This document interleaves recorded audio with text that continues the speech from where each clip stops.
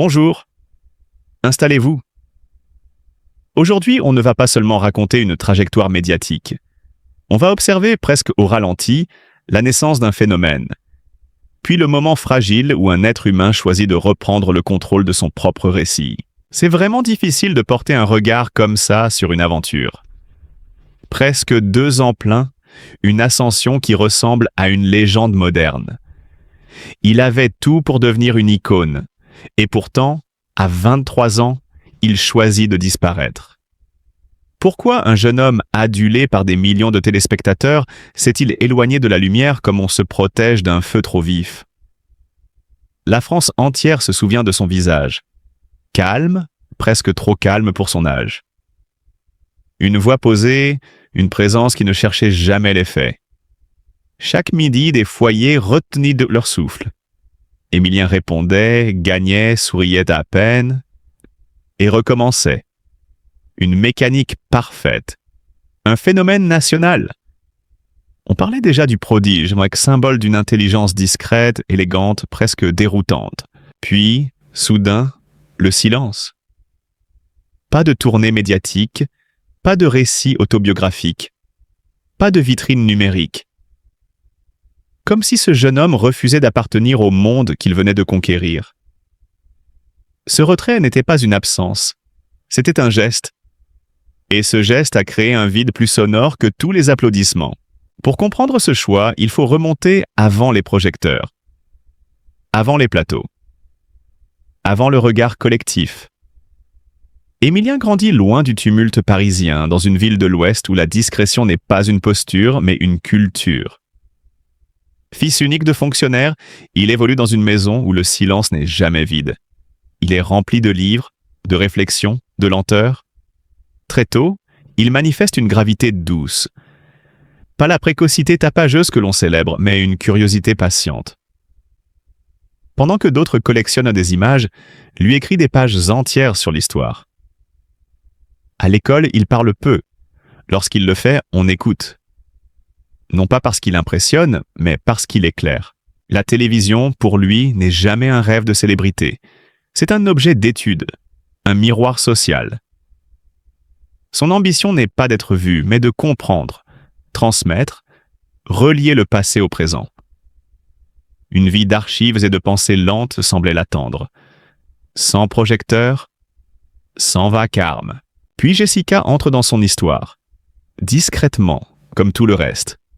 Leur relation n'a rien de spectaculaire.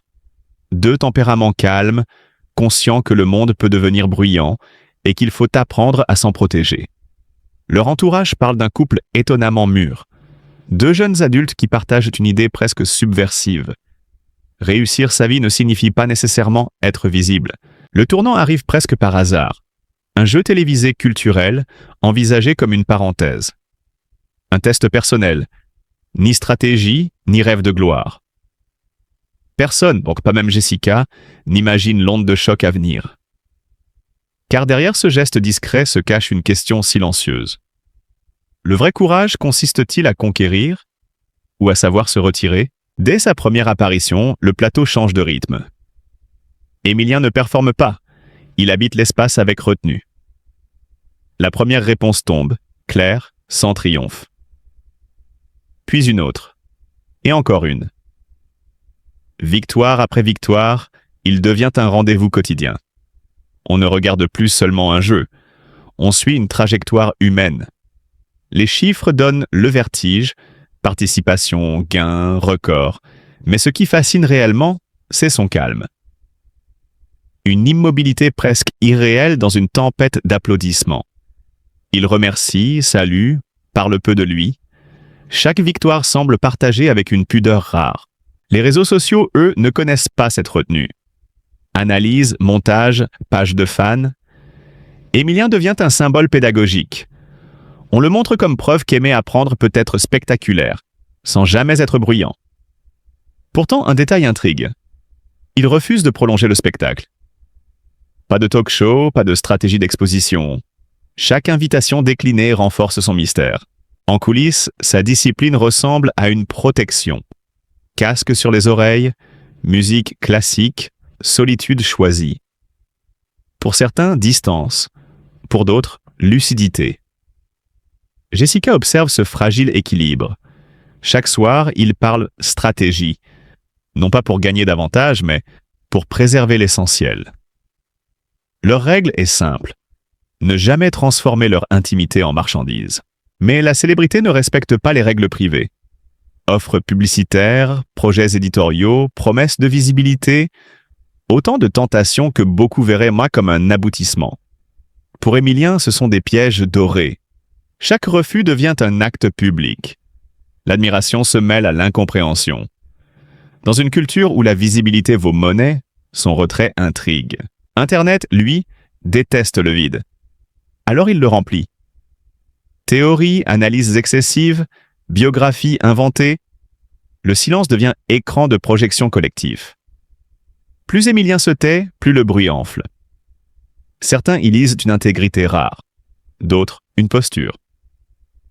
Le débat se déplace. On ne parle plus de ses performances, mais de ce qu'il représente.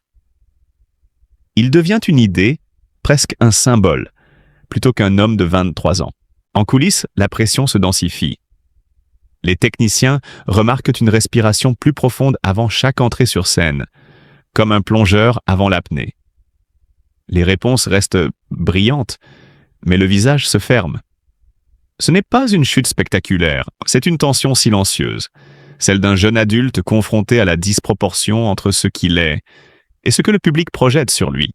Et c'est là que se joue la dimension la plus humaine de son histoire.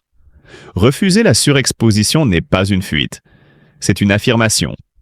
Dans une époque qui confond visibilité et valeur, Émilien incarne une autre forme de courage, celui de préserver son intégrité. Son retrait n'efface pas son parcours, il le redéfinit.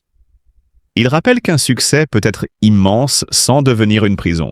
Au fond, ce que raconte cette trajectoire n'est pas seulement celle d'un prodige télévisuel. C'est le portrait d'un jeune homme qui a compris très tôt que conquérir le monde ne vaut rien si l'on s'y perd. Et dans ce choix, rare, presque radical, réside une forme de grandeur discrète. Pas celle qui crie, celle qui tient. Merci d'avoir suivi cette histoire avec nous. Parce que derrière le phénomène, il y a toujours une personne. Et parfois, le geste le plus spectaculaire consiste simplement à savoir dire non. Jessica connaît la version invisible de l'histoire, celle qui ne passe jamais à l'écran. Pour le public, Émilien était une présence calme, presque inébranlable. À la maison, le décor était différent. Les nuits se raccourcissaient, non par ambition, mais parce que le repos devenait incertain. Les repas se refroidissaient pendant que des silences lourds s'installaient. Jessica apprenait à reconnaître ces moments où l'agitation ne se voyait pas, mais pesait dans l'air. Elle filtrait les appels, écartait les messages agressifs, protégeait autour de lui un espace respirable. Leur appartement se transformait en zone tampon entre un homme et un monde qui le voulait constamment accessible. Émilien, lui, observait avec lucidité ce que la célébrité faisait de lui. Chaque apparition publique semblait ajouter une couche à une version fabriquée de sa personne. Plus on le regardait, moins il se reconnaissait. Ce n'était pas la peur de l'échec qui le travaillait, mais celle de devenir une image fixe, un personnage figé dans l'attente collective. Il répétait souvent une question simple, presque murmurée. Combien de temps peut-on rester soi quand tout le monde vous imagine autrement ? Le moment décisif arrive lorsqu'on lui propose un retour spectaculaire à la télévision. Une célébration pensée comme un triomphe. Prime exceptionnelle, hommage public, mémoire gravée dans le récit national du divertissement. Beaucoup y auraient mis vu une consécration. Lui y voit une fermeture. Refus immédiat. Le geste surprend, dérange même. Certains admirateurs y lisent une ingratitude. En réalité, c'est un refus de se laisser enfermer dans une narration qui ne lui appartient plus. Un ancien concurrent dira plus tard une phrase révélatrice. Émilien ne cherchait pas la victoire, il cherchait la sortie. Refuser la lumière ne signifie pas disparaître sans résistance. Très vite, l'attention médiatique change de nature. Une matinée ordinaire, descendre les poubelles, lire sur un balcon, devient matière à surveillance. Une caméra capte ces fragments de banalité, persuadée de révéler une vérité cachée. Quelques jours plus tard, une couverture de magazine transforme sa discrétion en mystère public. La question posée n'accuse pas directement, elle suggère. Et dans cette suggestion, l'intime devient suspect. Ce n'est plus un homme qui protège sa vie privée, c'est une énigme que l'on veut résoudre. Lorsqu'Emilien découvre cette mise en récit, sa réaction est silencieuse. Jessica décrira un arrêt brutal, comme si la confiance dans le monde extérieur venait de perdre sa stabilité. Une plainte est déposée, sans suite. Rien d'exceptionnel aux yeux du système médiatique. Mais pour lui, le message est clair. La célébrité ne se retire pas sur commande. Peu à peu, son comportement change. La vigilance s'installe. Les gestes deviennent calculés, les sorties plus rares. Jessica tente de préserver un quotidien simple.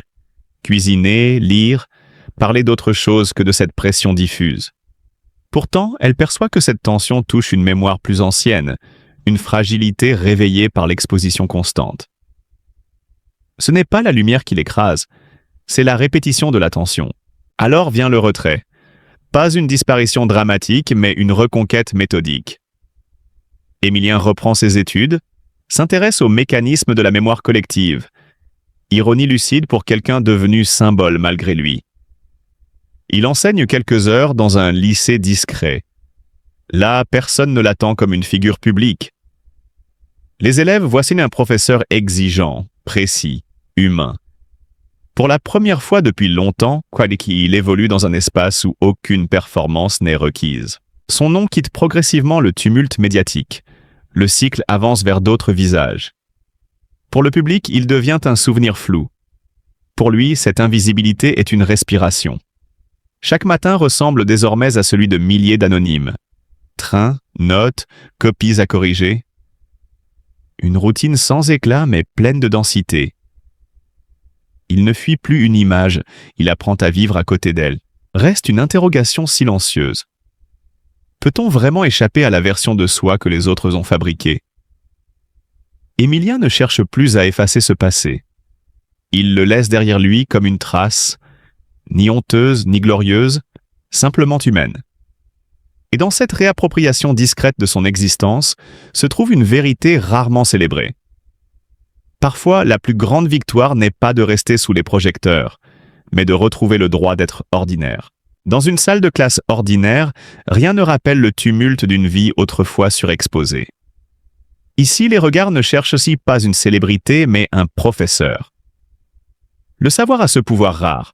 Il efface les légendes pour ramener chacun à sa fonction la plus simple. Transmettre. C'est dans cet anonymat presque réparateur qu'Emilien a recommencé à écrire. Non pas pour publier, encore moins pour convaincre. Il écrit pour comprendre. Comprendre ce qu'il a traversé, ce que la notoriété fait à un individu, ce qu'elle érode lentement.